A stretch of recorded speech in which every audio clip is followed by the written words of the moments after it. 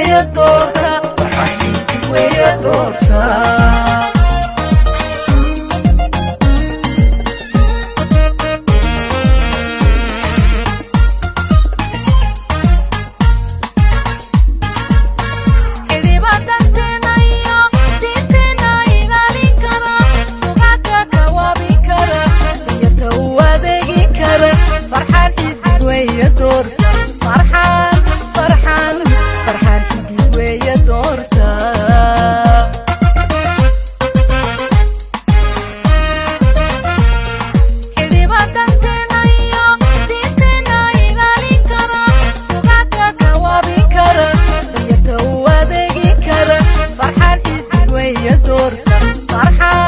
فرحان حدق ويدورتا السلام عليكم ورحمة الله وبركاته وحن سلام يا ددوينها شرفت الظلم هي حفلة ونوقفتي هديها لبينك أنا xildhibaan فرحان xidig وهدي ما تحيد ما وقت جاي دمان جرتي ونول بكرتن أيو كجرا دولدي وحيد بدنا إنجليز ما محوها أمريكا waxay maanta isku degan Trump iyo kii kale Biden miyuu ah kula badan baa ka socda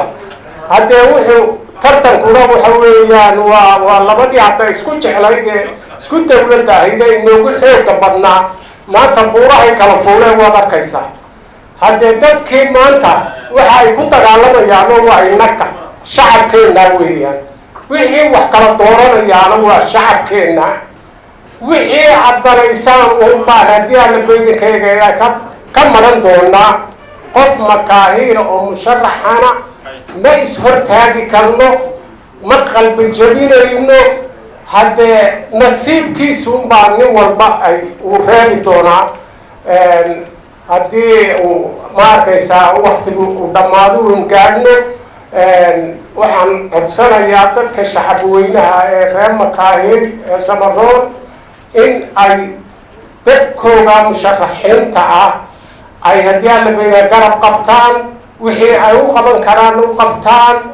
kii dee nasiibkiisu reebayna halkaa aynay kaga dhaqaaqeen walaalkooda ay garab qabtaan oo ay muslixaan oo wax u sheegaan oo haddee waqtigu marnbu ma arkaysa wax walba waa joogaa intaanay naftii nagu jirtay in ayna walaalkooda aynay muraal dilin ayaan anigu aad inagu tirtirsiinaya horta maanta waa ayaamul khayr waa maalin jimco ah dhammaan ummadii nebi maxamed bayna waynu karaamaysannahay qof kastaana sidiisu u karaamaysan yahay karaamada uu ilaahayna saaray rabbiga waxaan kaga baryayaa in ilaahay muraadkiisa uu u fuliyo wiilkaas musharaxa ah ee madasha quruxda badan isku soo dubariday ee soo agaasimay tolweynihiina hor yimid oo tolkii maanta iska hor muujiyey in ilaahay muraadkiisa u sikhiro ilaahay u fuliyaan leeyahay intaa kadib horta maanta waxaynu ku jirnaa waqti xasaasi ah oo kala guura hase ahaatee farxaan waxaan leeyahay maanta garoonku horta wuu bannaan yahay ciyaar qurux badan inaad la timaado oo mujtamaca soo jiita ayaa adiga shakhsiyadaada lagaaga baahan yahay tolweynahana waxaan leeyahay cid kastoo isa sharaxaysa waa tolkeen waxaa loo baahan yahay 4 sano oo ina soo maray waxaynu ku jirnay beelweynteenu guud ahaan marka xaqiiqo laga hadlayo mugdi waxba lala kala gaban maayo mugdiga aynu soo marnay Soomaalidu waxay tiraahdaa gurcudkaba caddaa xigi caddadii xigi lahayd in ilaahay farxaan ka dhigo ayaan rajaynayaa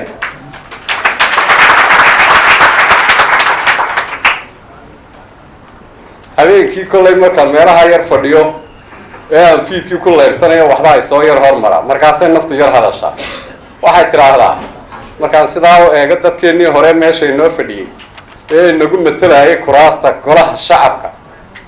inta aan xidh bahaliyo kuu xagaafay lama dega xagtin iyo intaa nabar u xamilay daraadda inta aan xodxodoshiyo xoodaaba kugu sabay xikmad iyo intaan hees ugu xulay si gooniya kol haddaan xisaabtankii kaaga waayo xagaldaa xiskii kuu han weyna quus buu xambaarsaday walaalayaal waxaan leeyahay haddaba farxaan muuse iga soo dhawow tolweynahabaad hor timid tolkaa wakaa kuu soo buuxiyey madashiiya kuu fadhiya wuuna kuu wada han weyn yahay wuuna ku garab taagan yahay dee dadkii wuxuu marayaa maanta heerkaa xiskii kuu han weynaa quus buu xambaarsaday kuwii hore la leeyahay allaha nabad yeela iyagana bal adiguna inaad meesha aada la soo gasho ciyaar qurux badanoo aada soo jiidato dadkii horta waxqabadkaaga markaan u jeesto waa la wada ogsoon yahay waxqabadkaaga ninna kama qarsoona inteenna waxqabadkaa farxaan muuse iga intaan ka ogahay haddaan yar taabto 7 wiil ninkii diyaaradda ka saaray buu ahaa garoonka ee ka dejiyey Uganda 7 wiil waxay ku soo noqdeen waddanka iyagoo saraakiila oo garbuhu u buuxaan oo xoogga dalka Soomaaliyeed ka mid noqday weliba qaybta ugu qaalisan ee kamandoosta munaafacaadkoodii iyo wixii ay qabteen waa loo aayay taasina waa mid lagu helay kartida iyo geesinimada uu alla siiyey farxaan muuse ige haybadana qof bilaadana habeen lagama qaado ilaahay wuxuu baneeyey qofku markuu tolkii iyo dadkiisa aaminayo ee uu hor yimaado waxba kama xumaadaan oo tala rabbi aqbalay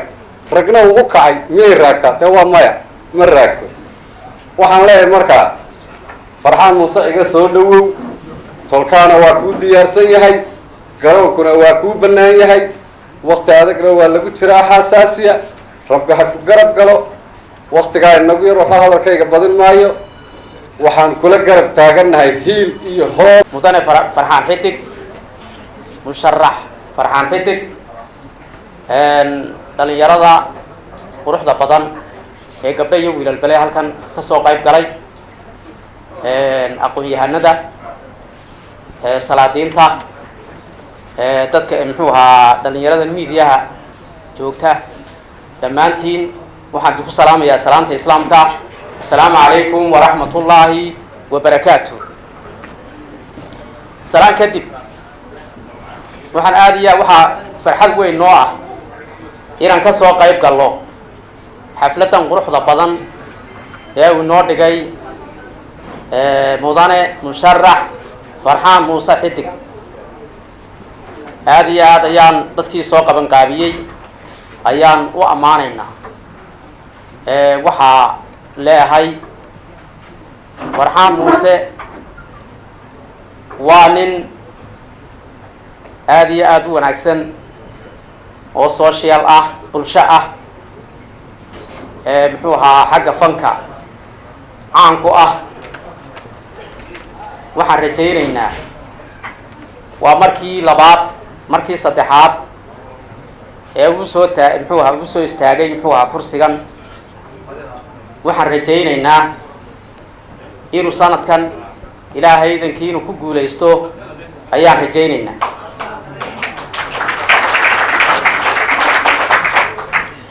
waxaan idka codsanayaa inta meesha timid inta meeshan joogta iyo inta kale maqanba farxaan maanta in la soo dhaweeyo oo waxa weeye kursigaa maanta lagu garab galo oo la doorto ayaan muxuu ahaa farxaan maanta in farxaan la doorto ayaan muxuu ahaa rajaynayaa oo aan muxuu ahaa idinku boorinayaa waxaa jirta dadkii hore muxuu ahaa u joogay muxuu ahaa kuraasta waan soo tijaabinay waynanu aragnay markaa farxaan maanta inaynu tijaabino ayaa loo baahan yahay farxaan inaan maanta tijaabino inaan isku dayno ayaan muxuu ahaa rajaynaynaa waxa weeye taasi waa intii farxaan xaggiisa ahayd haddii aan usoo noqdo beesha muxuu ahaa beerweynta makaahiil waxa weeye dawladda muxuu ahaa nacfigeedu waa xukuumaddana waxa weeye waxba kuma lihi inagu haddaan makaahil nahay xukuumadda waxba kuma lihi waxaan u baahan nahay waxa weeye 4 sano ee soo socota cid xukuumadda inoo gasha oo meesha dheriga laga karkarinayo inoo fadhiisataa ayaynu u baahannahay. waxaan rajaynaynaa Farxaan markuu ku guulaysto inuu ina hor kaco oo aynu maqaamka aynu leenahay aynu dawladda ku leenahay inaynu muxuu ahaa aynu gallo aynu fadhiisanno ayaan rajaynaynaa haddii alla yidhaahdo. marka waxaan idinka codsanayaa oon mar labaad idinka codsanayaa oon mar saddexaad idinka codsanayaa in maanta Farxaan loo heliyo oo la doorto. Farxaan kursigiisu wuxuu ku jiraa gacmihiina ayuu ku jiraa. mar hadduu la yimid muxuu ahaa dariiqadii lagu soo gaari lahaa uu la yimid waxa weeye gacantiina ayuu ku jiraa, gacanteennuu ku jiraa. السلام عليكم ورحمة الله وبركاته. meeshan waxaa la isugu yimiday in la taageero Farxaan walaalkay Farxaan. odaydaa yidhi waagii hore maquustaan ahay maquusta. odaygii 35 sano soo dagaalamayuu 35 sano markaa soo dagaalamay hadda maanta kursigii baan fadhiyaa buuli. Farxaan haddii uu sanadkii hore iyo sanadkii kasii horreeyay maquusan waayo maanta la socdo walaalahay waa qaaddo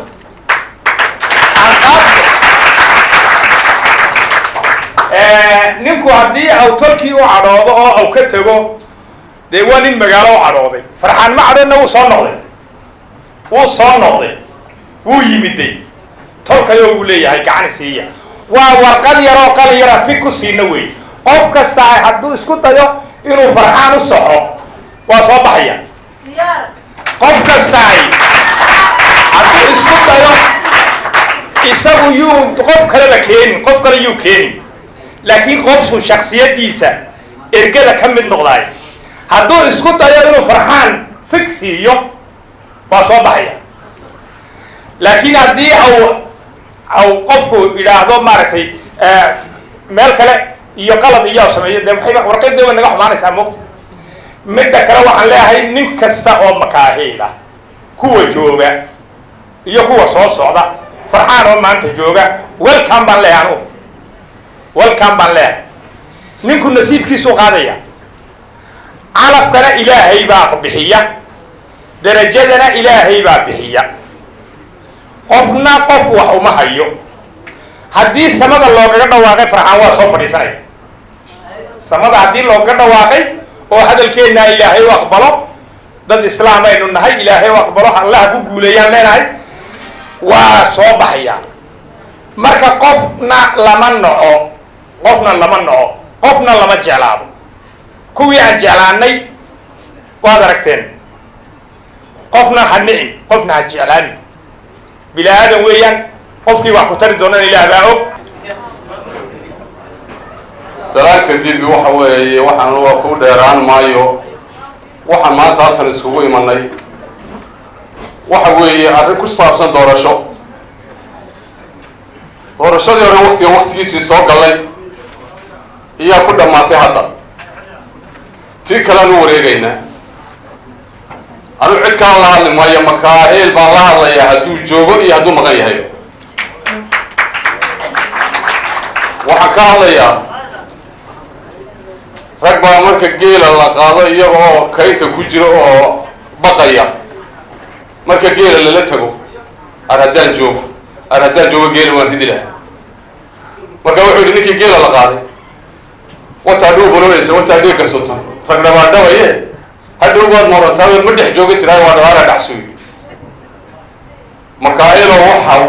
ku idhaa maanta dhacsade waxaad rabto maanta qaado. 4 sano gudahooda maqaayadaha iyo meelahaasa ka calacali haddaa la rabaa. qaado markaan qulay waxa weeyaan dadkeenna cidna ma nacayno. waxa weeyaan 6 hooyo wada dhashay ha u kala eexaninoo midun hala soo taagnaanina waxa weeyaan midkii fiican ka qaado ee ku anfacaya. intaa kaga baxo 4 sano soo dhaafnay haddaan dib ugu noqdo 4 sano soo dhaafnay anu shakhsiyan markaan aan ka hadlo ma qancin. makaayil 4 sano haddaad qancin aday kuu taalla. ma qancin anu wax makaayil qanciyana ma arkin. qanaca la rabay muxuu yahay su-aal badan bay u baahanta kuraasta waxa laga rabay ee makaahilku ka rabo ama beelaha kaleba ay ka rabaan su-aal badan bay u baahan tahay waqti dheer bay qaadanaysaa waxa weeyaan ninka kursiga ku fadhiya dad badanaa waxa laga raba aan fahansanayn yaa jirta waxa weeye kursiga lacag lagama rabo kursigu lacag ma qaybin karo khaasatan makaahil ninka kursiga ugu fadhiya makaahil dad lacag loo qaybiyo ilaahay baa ka bediyay wax laga rabaa jiro oo muhiim ah oo dadka kursiga ugu xisaabtamaan wixii ma aan helin waan weyn waxa weeye maalin haddii la isku yimaado caloosha lagama hadlay afkaa laga hadla afkaanu ka hadlaynaa caloosha ka hadli mayno ma helin eber baan isa soo taagay marka maalin walba calaacali maynay maanta ha laga fiirsada maanta ay 4 sano kale kugu soo beegan tahay kala dooro wiilashaada wiilka fiican wax u dhiibo kala dooro gabdhahaaga oo gabadha fiican wax u dhiibo marka waxa weeye 4 sano nama qancinin haddaan wax yar tusaale u soo qaato leenayda taxaaqda iyo ilaa xafiiska madaxweynaha inta u dhaxaysa nolol baa yaa lagaga noolyahay dad baa gacanta qabto oo mas-uuliyiin baa gacanta qabato oo geysa dadka meesha mas-uul gacan kana qabto maayo askari baa ugu liita damiin baa lagu qora damiin baa weyn tusaale haddaan soo qaatay gabadh canab la yidhaho dhulmahantaa 15 wiil oo jeega xiiran ayaa yidhi noqora ciidan waanu taagnaa war nimankiina yara fooda yiimala waxaa leeyahy nima naqaanee waxa tiimaba naqaanee naga taga guriga ugu tegay waqti ay wadatay intay ku cabsatay anaa ka damiinay qora markay tabarka soo qoriyay loo qaybiyay laba qoriyo la fakato xildhibaanka waa loo yeeray laba qoriyo waa laga rabaa bal war tuugada shaway ceebeeyana 5 sano u diray hal ay ugu wareejin nimankii ma bahayno maxaad igu yeeraysaa mid hadda nimankii bahayna ama dhimashay ugu tusa ama nolol ugu tusa ragga baa ka rabaa war waxa loo baahan yahay kursiga waxa loo baahan kursiga ninka ku fadhiya isaga dadkiisu inay isku xidhan yihiin albaabkiisa la soo galo lagu soo garaaco waxa baa jira soo labiso soo bax la yiraahdo qofka la rabo waa qofka ay qof dadka lacag siiyo oo qaybiya ma maanta ay taagantay makaayil inaad ka fikirto 4 sano saasay nagu dhaafto waxa weeye hadda iyo maanta xafladan waxaan iskugu imaanay iyo fadhigan waxa weeyaan xildhibaan Farxaan ilaahayna ha ku guuleeyo inagana ilaahay hayna waafajiyo anigu khaasatan Farxaan 2013 bishii afraad ayaan dagaal kaliya galay isbitaal Madiina anigoo degan oo ku guuleysan waay ilaa waqtiga kama tanaasulin laakiin tamar baan waay waqti kastana wuxuu leeyahay shaatir la gashado iyo qarnigan maanta ay joognay shaatir la gashado u baahan shaatiga markaa jiray ee meesha ka shaqeynaya in la gashada loo baahan yahay makaahilo shaatiga qarnigan jiray Farxaan weeyaa shaatiga qarnigan jiray makaahilo gasho shaatiga markaan leeyahay maxaan ka wada war nina dooratay oo maalinta dooratay kuugu dambayso dabadeed guri daga kadibna deynka soo xidha oo radu gudbi karin shaatiga waqtiga jira ma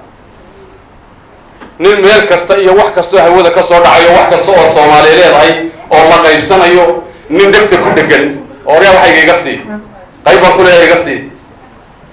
oo hadduu ama ka wada ama ka qaato waxaas ama la qaybsada ama ku qaybiya saddexda mid uu sameeyo way qarniga ninka jira shaqeynayaan laakiin nin guriga isku xidho xildhibaannimada oo qancisay iyo mishaarkiisu ilaahay naafici maayo Farxaan kaliya kama hadlaya kuwa kala badan baa soo socday iyagana inaad ka fikirtaan oo wixii dadka anfacaya kala dhex baxdaba makaayilo loo baahay anigu maanta makaayilnima ka hadlaya dan gaar oo ka hadlay ma jirto oo aniga baadiyaanay gaar waxa weeye oo dan gaar oo ka hadlay ma jirto maxaa ka hadlay waxa weeye wiil yar abi wax soo baray meeyo shahaado ma wato shahaado Farxaan uu tagi maayo shaqaalayga dhigo wasaaradii oran maayo marka wallahi billahi tallahi dan makaayilo makaale mid ka sokayso oo ka hadlaya ma jiro waxa caadifadna way ugu jirtaa waxba ay leeyaabina marka waxa weeye anigu waxaan leeyahay makaayilo hal dadaal oo cid la hadlayo makaayil حق xildhibaanka uma jeedo ninka waxa weeyaan nin wax walba arkaya oonan guri dhex jiifin oonan meel qayilaynin oonan haabsaamaynin oo waxa Soomaaliyeed ay qaybsanaysa ninna ka qarin karaynin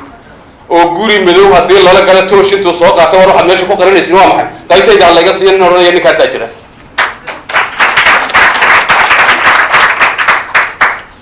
hallo fikra ku xisaabtan wax weyn dhamaanteen xildhibaan wada noqon mayno laakiin qof baraarugsan oo soo jeedo oo socda oo ordaya oo wax fahmaya oo waxa Soomaaliyeed leedahay la socda markuu soo galay marka kale og war waxa jirta waxa weey baash weeli si fogaanaysa hadda waxa hadda Turkiga waxa ka soo baxaya kuma naanbaylo oo kuwa diyaaradaha qaarada iskaga gudbinaya xildhibaanna gudbiye xabadna kuma leh waxa hadda farqaysin haddaan ana kama baxay afarta sano dambe aan ka dadaal waxa weey anigu hadalka badin maayo farxaanna waxaan leeyahay xildhibaan ilaahay waxaan ka baryaynaa oon aad u jecel lahay inaad kursiga ilaahay noogu kaa fariisiyo annagana ilaahayna waafajiyo markaan meelaha waxa weeyaan dadka walaalaha markay meelaha yar sheekaysanayana waxa jiray geela waxa ka dhasha rati waxa jira bacaad sul madow layda oo waxa weeyaan reerku markuu guuro meel abaar ka guuro meel dooga u guurayo qoyska ratiga raranaya waxa weeyaan dooga iyo xareeda reerka kala hortiibu dagaa laakiin cilad yar buu leeyahay marka uu socod badan yahay marka waxa weeyaan carruurtii oo raaxaysatay oo xareeda cabayso reerka kala soo daga casarkii cilad yar buu leeyahay markaasoo geedaha maaragtay geedu walaata la galaayo carruurta ratiga lagu rarabay oo dhaxdu xagataayo weelashi wax lagu cunayay iyo geed ku la haraa marka waxa weey cilad kale iyo ceeb kale meel cagta oo yar cagta noo yar waxa weey inaanan daadaninin cagta noo dhig qofku ka jecel Allah ma jiro ilaahayna hanagu guuleeyo anu hadalkayga waxaan ku soo gabagabeynayaa wax yar baa ay haday waxa weey odayaasha makaahil baan u soo yar noqonayaa war odayaasha makaahil ee sharafta lahow sharaf baad naga mudantiin waxa dhibaato ka timid maalin kastaba qof uun baad nala soo hortaagantihiin qof uun baad nagu khasbaysaan adeer sidan yeelo uun baad naleedihiin wadada mara uun baad naleedihiin war sharaftiina sidaa way ku dhimanaysaa makaahilna sidaas ma anfacayso ilaahay baan idinku dhaarshay wiilashii waa wiilashiini waa gabdhihiini وحركات الله وحويان صدق لي هو ولا بشيء أيام الله إلى ورمانته ونيو هبل بعضها كقفيع حتى المدو نلسه هرتان ناتان أو هبلايو نلسه هرتان علي عمر نلسه هرتان ناتان مالكست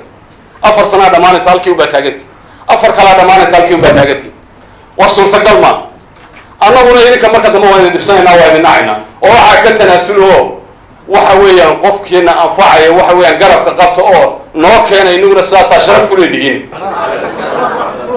ما توحد جونا حفلتي حنا فرحان موسى عيه ونقوم ارتقاضي ونهري يمدو حيلي الدورتا. إلا وحنا داش مكاهيل كعب سانتي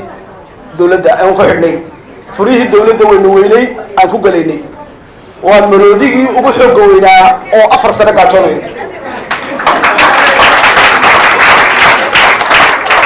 مروديغو أفر سنة طبعا ما سيقال شورا يدولة دل حوق وكو قليا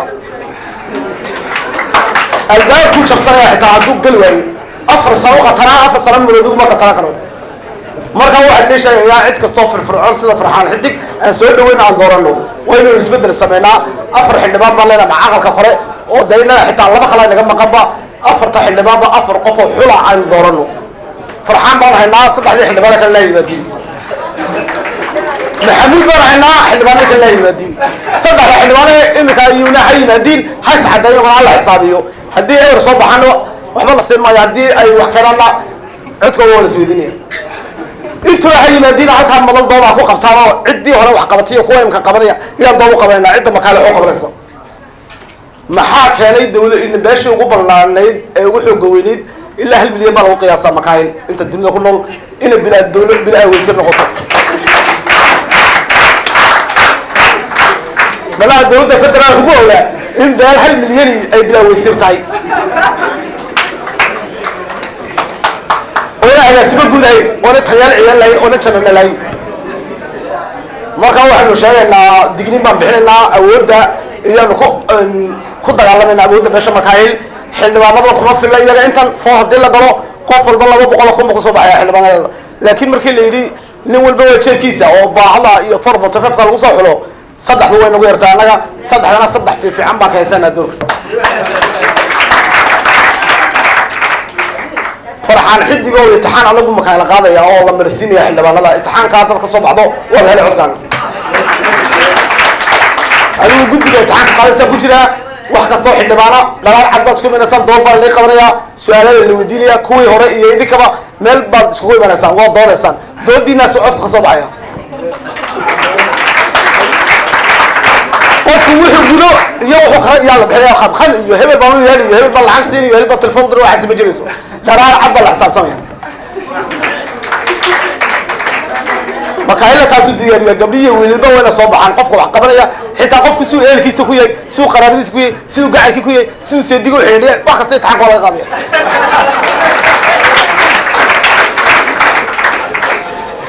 maantana waan ku soo dhaweynay farxaan waan ka aqbalay digniintaana waxaan u dirayaa xildhibaanada jooga iyo kuwa soo socda inay imtixaanka adag ay maraan oo dood adag la bixinayo waayo beel weyn bad ka socotaa beeshaasi waa qof dheemana qofka ka imanayay qofkaasna waynu rabaa qofna la shaqeeya oo dowladana nagu xidha furihii dowladaan laanay furaha dowladda qofna noqdo ku furaan rabnaa si automatiga 300 dhalinyaro oo qoyana makaayil oo magaalada jooga jira habeen dhawd 12 injineer meel jooga ka war oo iyagu si barafad u shaqeysa shaqada meelin meel lama tigi ka war marka waxay wasaaradda barijigo waxaan ku yiri shahaadada u dhiibay waxa lagu yaab xildhibaanada gobolka awdal ba ka soo jeeda 18 qof oo gobolka awdal ku qoran baa leeyahay oo macal kuwa Itoobiya lagu daray waxa lagu qoran dhan qof kaliya ma keentid baa lagu yiri inna waa soo ka war 18 iyo gobolka awdal xildhibaanada waa ama 19 qof soo kaxay baa lagu yiri dabna loo khidana way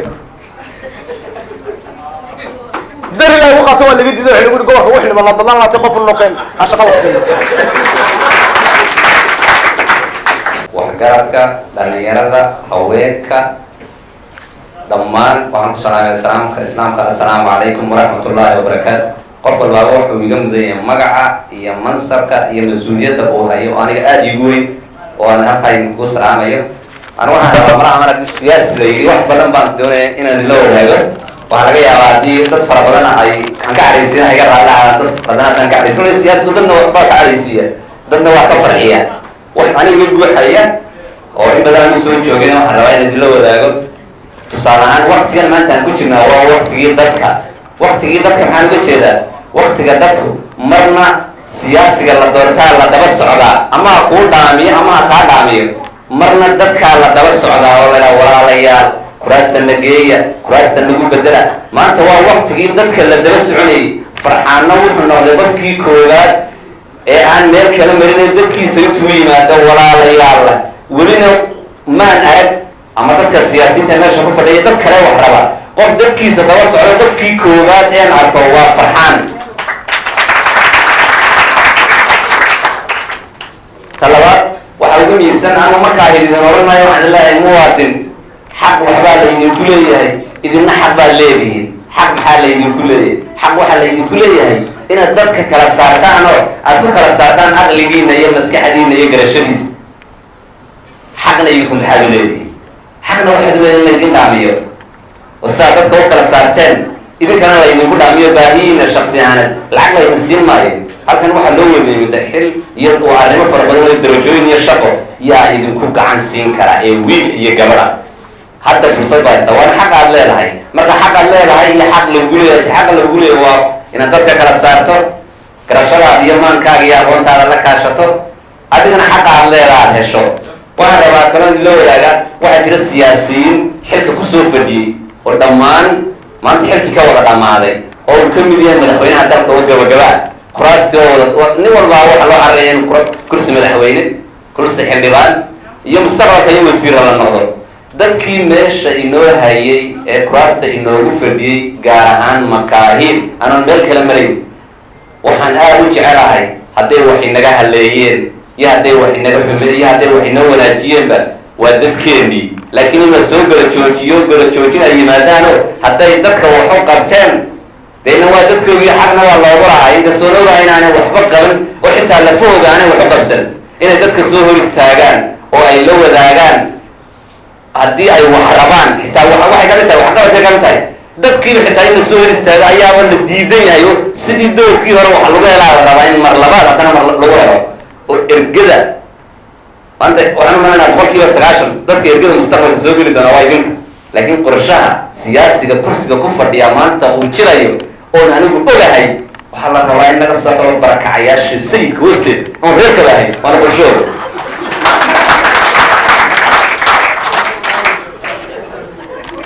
waxaan rabaa inan kalo in la wadaago halkii markaa inaan lahaa anu muwaadin maan idin bedelay muwaadin waxaa la rabaa meel aan ka dhaqaaqno iyo meel aan u dhaqaaqno meel aan ka dhaqaaqno haddaan yeelano waa inaan meel u dhaqaaqno meel laba ma inaan dhaqaaqin meelna waan taaganahay 4 sano ugu dambeeyey wixii kale ka horreeyaba dadka meesha inoogu jira waxay gabeen wixii xaqa loogu lahaa iyagu shaksiyadoodana xitaa waxba kamay faa'iidaysan markaa waxa muhiima in maanta aan ardayd ahaano dadka gabdho iyo wiilalba dad cusub waa muhiim in meesha la keeno waxaa kaloo rabaa aniga oo muddoonkii ugu dambeeyey xamalaan deganaa dhib baa ka timid dawladda idinkana waa idinla wadaagi dhib baa dawladda ka timid dhibna xildhibaan bay ka timid xilka inoo haya dhibta dawladda ka timid waxaa ka mid ahaa waxaan ka horraysiinayaa dhibta ka timid xildhibaanka ee xilka inoo haya waxaan gooljoog u ahaa xamar nin dhaliilay weliba yuu dhaliilay cilmiguu dhaliilay muxuu ku dhaliilay isshaqagey waa la isdhalilay ama waa la isxagxagan ama dhulkaa la isla gela haddaad ka reerka qaato dulqaadkeyga lahaw adkaysigeyga lahaw waxqabadkeeda lahaw waa isshaqageygu ku dhaliilay oo in badan daba socday wiilkii intuu qabtuu god ku riday waana ogeynay waana guuleed indhihii noo shalay intuu qabtay uu god ku riday kii godka ka soo saarayna waa kan maanta inala fadhiya markaa nina godbigu ku ridaan nina waa ka soo saara idinaa diiday waxaa kaloo rabaa inuu la wadaago dhib baa ka timida dawladda taasi waa dhibtii xildhibaanka ka timida ee beeshiisa uu kula soo noqday dhib baa ka timida dawladda muddooyinkii ugu dambeeyey idinkana aan rabaa in la wadaago dhibtaa dawladda ka timida maxay qaladaad baa dhaca qaladaadka dhaca muxuu yahay dadka qaar baa la iska xidhaa iyagoo waxba geysan oo dadkaa iska shaqaysana masaakiinta wiil aroosa oo makaahiila oo bahawar cabdalla ah oo cabdisalaan la yidhaha ayuu fadhiyana waa laga yaabaa laakiin ma arag ayaa maalin maalmaha ka mid a waa aroostay isagoo aroostaa isla habeennimadii u aroostay ayaa isla habeennimadii baa la xidhay dab wiil baa lagu agdilaa la yidhi waxa muu geysan wiilkaas 5 bilood buu ku jira maalintii ugu horreeyay xasaa u galay markii waxaan la hadlay deeqa waxaan la hadlay cilmi waxaan la hadlay cabdo waxaan la hadlay maryam waxaan wiilkaas waxaan u baahannahay wiil baa inaga xidhan in la soo daayo si qaladana waa loo xidhay waxaan idinka rabaa wiilkaas waa inaga ha la soo daayo qof qura oo u ciil baxay ma jiro wiilkaas 5 bilood ka bacdina waa la soo daayey laakiin umayna aga bixin waxaa kaloo rabaa inaad la wadaago dhanka haweenka maxaa xil baa la rabaa haweenku xil bay naga mudan yihiin way nala dhasheen wayna dhaleen waynu u dhaxnay xilka sida beelaha kale ay xaq u leeyihiinba iyaguna inoogu leeyihiin laakiin haweenka sida ay noogu kala tamar iyo awoodba badan yihiin dumarka aan u kala saarno oo aan dumar kolley laga maarmi maayo laakiin gabadha la rabo waa inay noqotaa oon carabka ku adkaynaya gabadh categoriga beesha ku dhex jirta oo aan malanaya waad faadinadaka gabadh categoriga waxaan soo dhaweynayaa walaalkay farxaan muuse cige farxaan xidig oo aan leeyahay anigu intaa marka laga yimaado murashaxnimada waxaan leeyahay walaalkay farxaan waxaa timiday maalinteedii waxaana tolka u timiday maalintii loo baahnaa in loo yimaado waxaanad soo bandhigtay run ahaantii yani xilli munaasiba oo xasaasiya oo macquula in uu qof tolkii hor yimaado oo uu weydiisto codkooda waxaan leeyahay kolley haddaynu nahay beesha makaahil way inagu yar tahay inaan yeelano xildhibaanada hadda inoo astaysan waan garanayaa oo de waxaanu nahay beel aad u ballaaran oo ilaahay ballaariyey waxaan jeclaan lahaa inaynu ama de aynu kusoo qiyaasteedna marka la eego 10 xildhibaan ilaa iyo in ka badan inaan yeelan xaq u lahaan lahayn laakiin qalad ka dhacay shirkii carta ayuun baa hadda loo asteeyaa cilad farsamo ay ahayd ilaa haddana kolley waxba lagama qaban waxaan leeyahay markaas saddexda xildhibaan aan haysano waxaan rabaa inaynu ka dhigano 3 xildhibaan oo tayo leh maadaama tiro aynaan hayn oo tiradii hadda aynaan waxba ku dari karin inaynu ka toosino dhanka tayada kolley Farxaan sidaa hadda aan ku ogahay waa markii saddexaad ee uu soo doontay maksabkan ama kursigan xildhibaannimo waxaan leeyahay soo dhawow gacmaha iyo aan ku garab taaganahay haddaan nahay beeloota makaahil aad iyo aad baanu ku soo dhaweynaynaa dadkuna nin wax ku tara iyo niman wax ku tarin intaba uu yeelanayaa dadkuna waa wada dadkaagii dhammaan Farxaan waxaa dhacday waxaa anigu aan la kulmay waqti ayaa nin baa wuxuu yimid oo igu yidhi Cabdiqaadir waxaan kaa rabaa lacag ninkaasi wuxuu ahaa nin aan markaa isnaqaano laakiin aqoontayada aqoon saa isku saddex gashay aanay ahayn muddo badan aanaan isarag laakiin aqoon durugsan baan isu lahayn waxaan ka hadlayaa macnaha qofku bini aadamku inuu maalin isku baahan yahay haddii maanta uu xumeeyo berri in aad wanaag kala kulmi doonta ama haddaad maanta xumayso inuu berri isagoo maksab haysta oo kaa soo horbixi doono oo maalin aad u baahan tahay la kulmi doonto ninkii waxaan ku wari insha Allah waan helaynaa lacag haye waan iskaga tegay maalinkii hadalkiisa wax bixin lagamaan dhigin maalin dambe aduu iga soo horbaxay igu yidhi Cabdiqaadir oo ballantaadii qaaday mee markaas waxaan ku wari iyo waan ku ilaaway laakiin waan hagaajinayaa ninkii xogaa ii cadhooday maalin anigoo warqado la ordaya oo hawl meel mashruuc ka raba ayaa show ninku aan meeshan aan tegayaaba ninka haysta waa ninkii aanan qadarinninba warqadada iga qaban doona meeshii markaas soo galay ayaan xafiiskii ninka ku arkay markaasaan saasaan eego markaasuu waray ii waran khayr markaasaan ku yidhi maadigiiba markaasuu yidhi ha markaasaan ku yidhi warqada ma lagu kanay shalay markaasuu yidhi ha qaar bay soo gaaray magaca ma arkay markaasuu yidhi ha markaasaan ku yidhi kolley ood badina oo iga tirsanaysay iisoo dhib warqadaas markaasuu yidhi war maxaa ii dhibaad leedahay maan qorsho socodna markaasaan ku yidhi niyow si fiican kaamaa yeelinay waxaan isleeyahay kolley uu ku cadhaysay ninkan iyo waan quustaan ku yidhi markaas intuu warqadii iga qaaday wixii ku yidhi mar haddaad qirtay inaad qalad samaysay ood ka soo noqotay anna waxaan kugu abaal marinayaa inaan hawshaadii kugu qabto markaa dadku uu isku wada baahan yahay warka Farxaan waxaan leeyahay haddii ay shalay dhacday dad kaa leexday haddii ay dhacday dad aan si fiican kuu qaabilin maanta lagu leeyahay soo dhawow soo dhawow soo dhawow dhanka xildhibaanadeena ama nimanka siyaasiyiinteena ugu jira dowladda waxaan leeyahay qof wax diidayo hayn wax kaluu ka doorbido wuxuu doonayaan jirin ninka kule anugu waxaan ahay makaahil ma rabo inaan la kulmo makaahil muxuu doonayaa taasi waa calaamad su-aal iyaga u taalla walaalkay Farxaan soo dhawow hadalka sii barin maayo waa xilli dadku way daaleen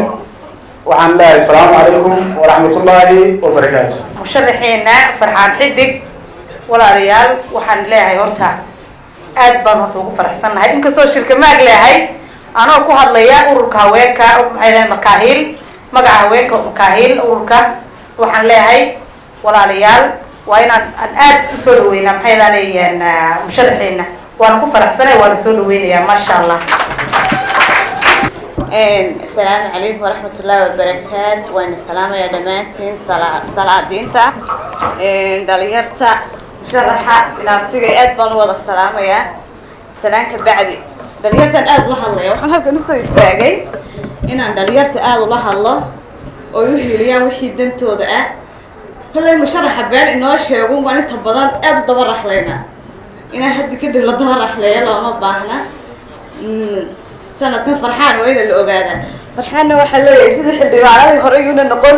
شعر كأول التحرير إحنا تاني العصرات فرحان حيدك ويا دورتا فرحان حيدك ويا دورتا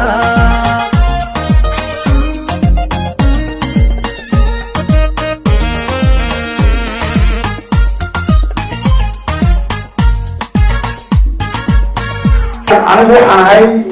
oon isku sharaxayaa oon maanta inaga codsanayaa